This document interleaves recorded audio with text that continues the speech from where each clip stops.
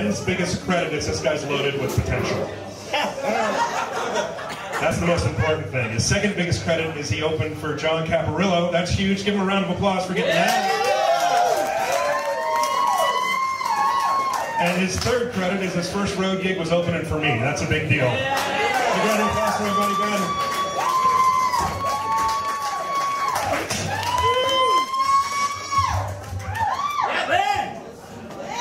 Y'all give it up one more time for my good friend, Mr. Tommy Drake, everybody. Following you on stage tonight is sincerely one of the biggest honors of my career. Thanks for having me. I met Tommy when we went on a road trip together to Lowell, Arkansas to perform at a club called The Grove. And this is the first thing Tommy Drake ever said to me. I got in his Lexus at 5 in the morning, and he looks at me with this big smile, and he pulls out 1/8 of an ounce of weed and goes, I brought enough for the both of us for the weekend.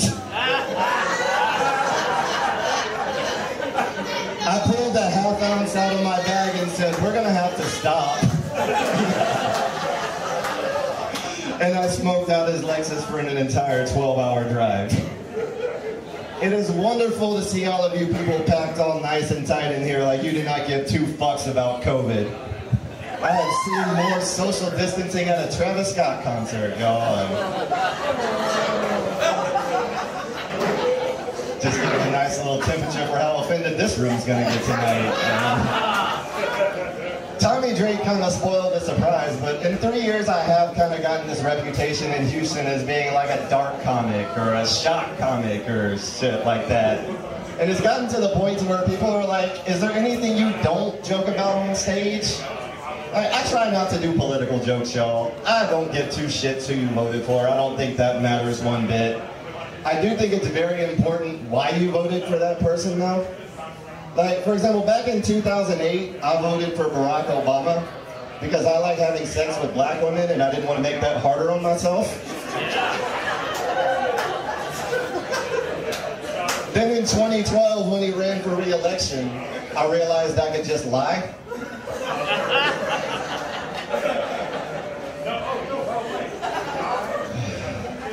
How y'all feel about Joe Biden in here? Yeah, that's about what I expected. In defense of Joe Biden, sir, his presidency is definitely creating jobs. Like, did you know there's a guy in Washington, D.C. whose job it is to wake up Joe Biden in the morning and remind him he's the fucking president?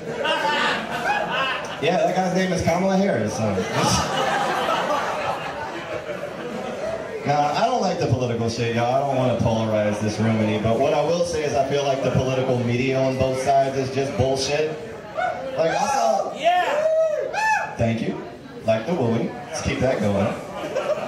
I saw this article in the New York Times during the election that said, Kamala Harris is the most qualified vice presidential nominee in history. That's fucking bullshit, y'all.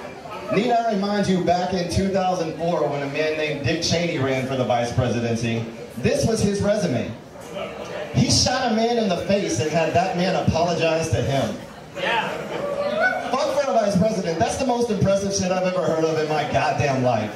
Like, there's not a thing in the world you can do to a man to have him shoot you and then you apologize to him. Like, sir, if I accidentally fuck your girlfriend, and you shoot me in the face, we're good, right?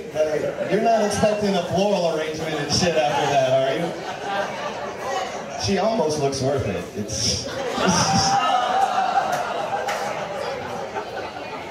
Thanks for sitting up front, Crystal. Jackie is right about one thing. I do like to go to massage parlors.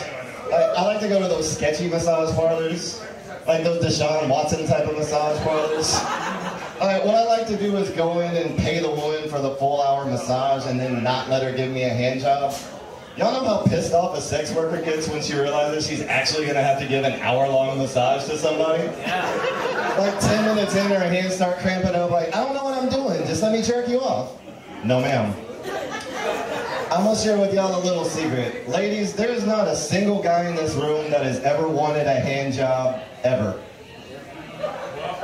There's not a single thing you can do with a dick and a hand that we did not figure out at 12 years old, ladies.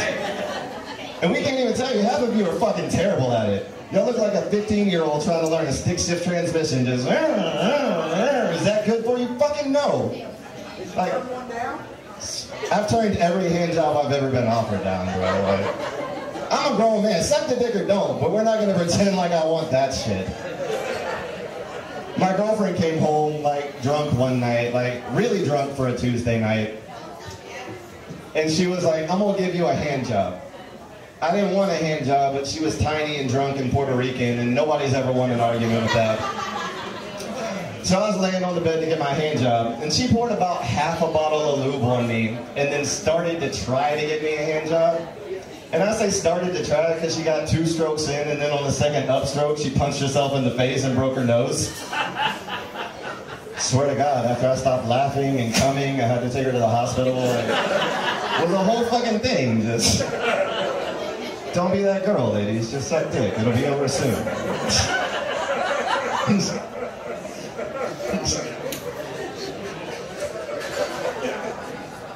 Saw this article over the quarantine. I don't know if y'all caught this or not. There's a teacher in southeastern Louisiana who got arrested because she took her first grade classroom 27 cupcakes filled with her husband's semen. It's fucked up, isn't it? You can't just take a first grade classroom with a basket full of baked goods like that. Like, what if one of those kids has a nut allergy?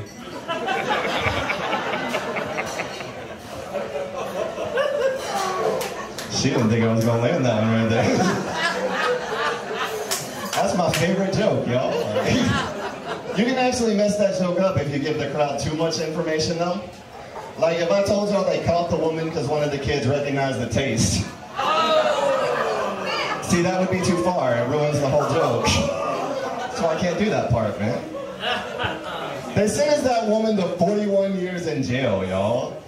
Like, 41 years in jail. That's simultaneously not nearly long enough for that fucking shit, but it's also longer than they give you for crimes like rape and murder. Like, ordinarily, to get 41 years in jail, you gotta be a black guy with a joint or something, like.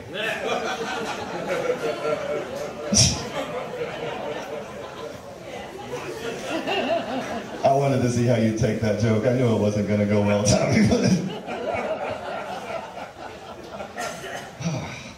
As I mentioned earlier, and it ruins a little bit of surprise when I do it in the middle of a set, but I am here celebrating 3 years of sobriety tonight, guys.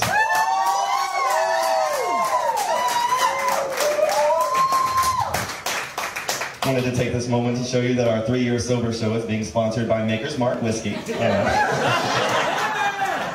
But that's just how the fuck we roll tonight. It's kind of weird being sober. Like, I feel like in some ways I'm losing touch with my friends. Like, since I don't go through their medicine cabinets anymore.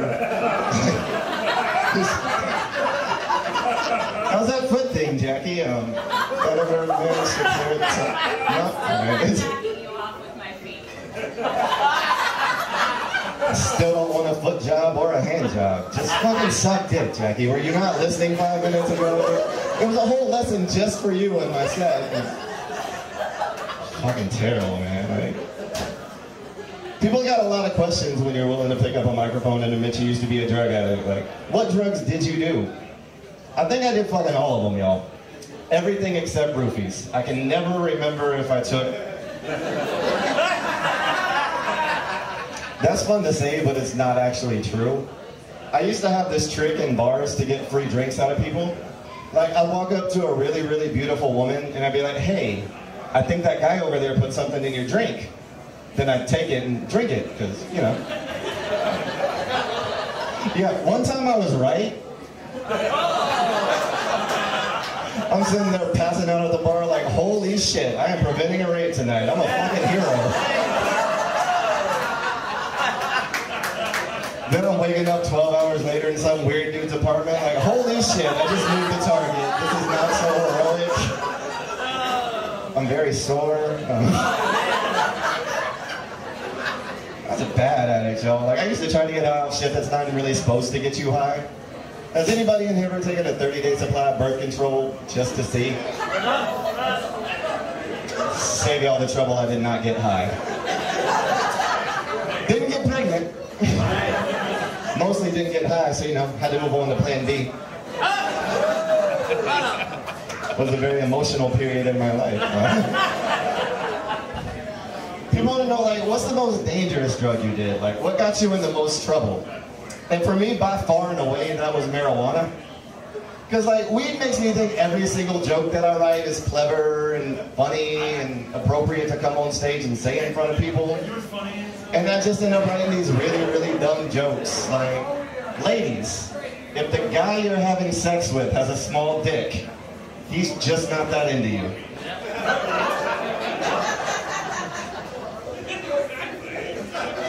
You can learn a lot by how hard women laugh at that joke if you're paying attention. I feel really bad for that table. So I'll do one for the guys. I don't know if you know this or not, but guys, if you time it right, women with epilepsy can be vibrators for men. If you can't time it right, a strobe light helps.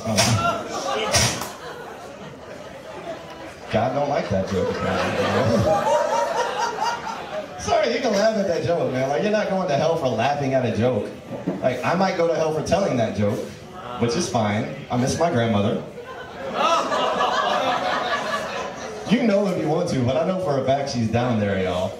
Like, she had this whole plan on how she was going to get into heaven, right? She was going to be a raging bitch her entire life. Then she was going to make things right with Jesus Christ on her deathbed. It's a good plan, right? Should have worked. So she fucked around and got dementia and forgot her plan. Yeah, now she don't even know why she's down there. It's a fucking tragedy. Give two fucks. That's my dad's favorite joke, so I'll kiss my ass. God, he fucking hated her.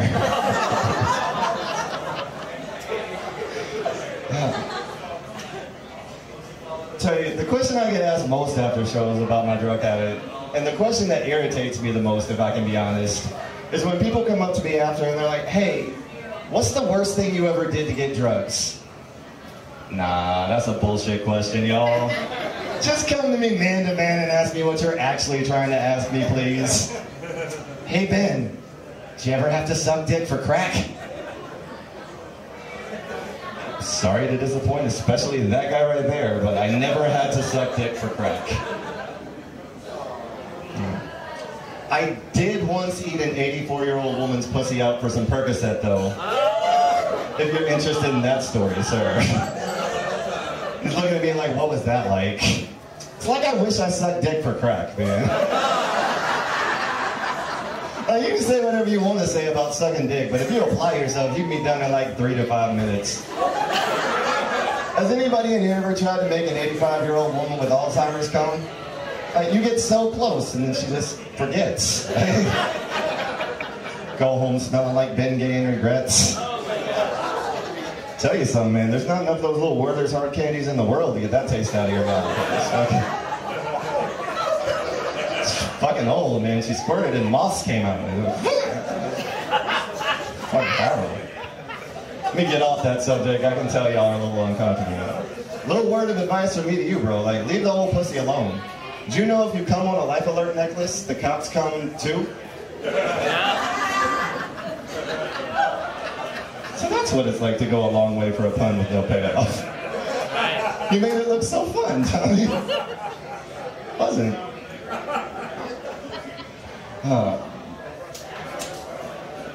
I just hit this weird space where I can't remember anything that I've said, so I might repeat a couple of jokes over the next 15 minutes. We'll just wind that back. It's fine. How long have I been up here? Like, enough? No. Not enough? Y'all good? Nowhere near. I was hoping I would have gotten kicked out of this bar before now and wouldn't have to keep working.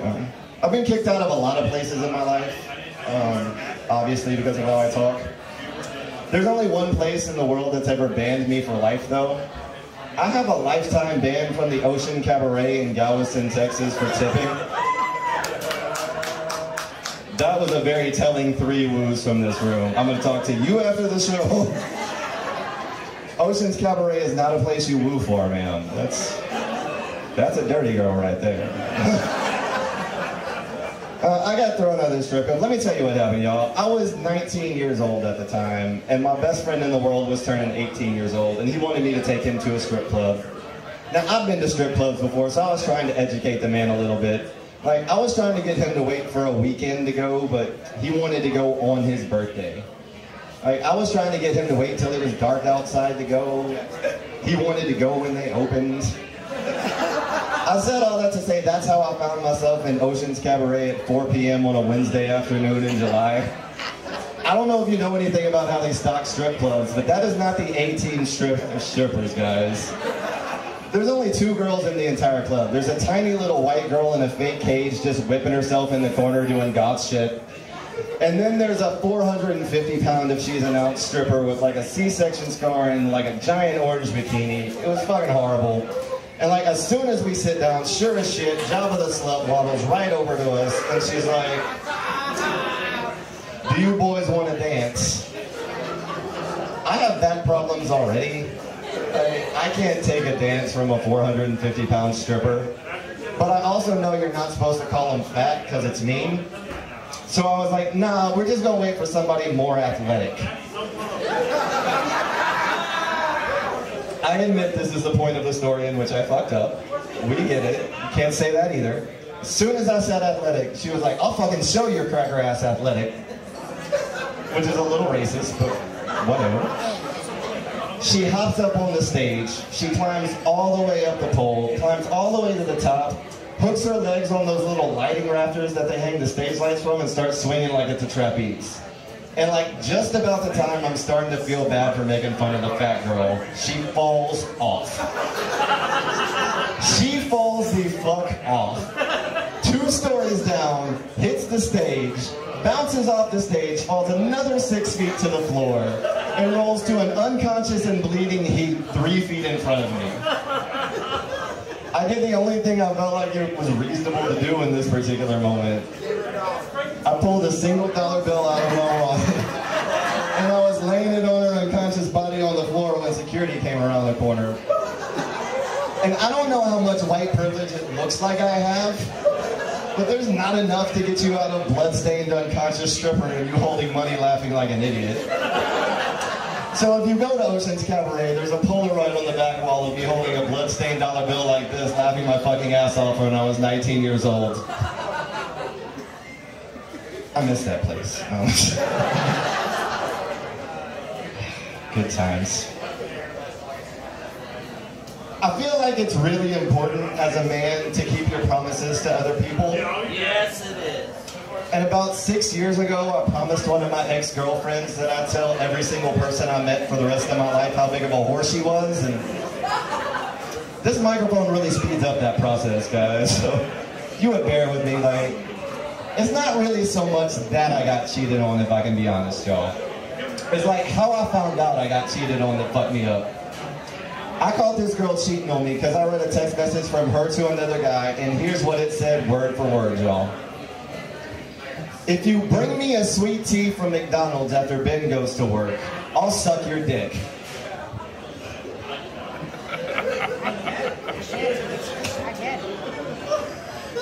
It's $1.07, y'all. Y'all know how much emotional damage it does to you as a man to get cheated on for less money than you have in the cup holder of your car right now?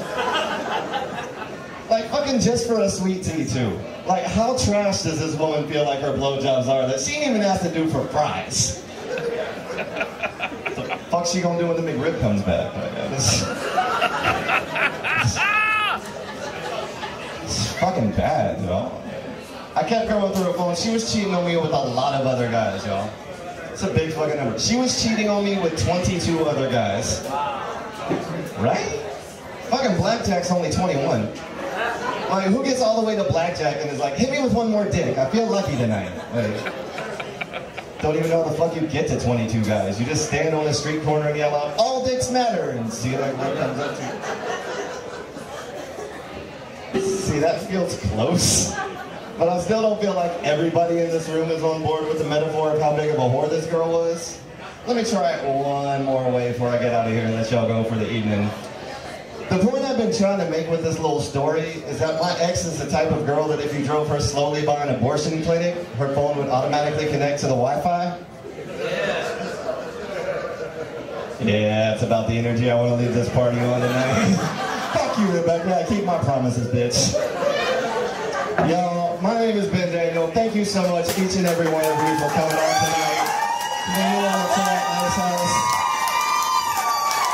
Please let Lauren Z here one time for letting us use our venue. All the comments you said out tonight, clap it up for one more time. Mr. Charles Justice, Will Loden, Jamal Rahal, Jackie Cap, Tommy Drake. I have been Ben Daniel. Thank you so much. Have a good night, Houston.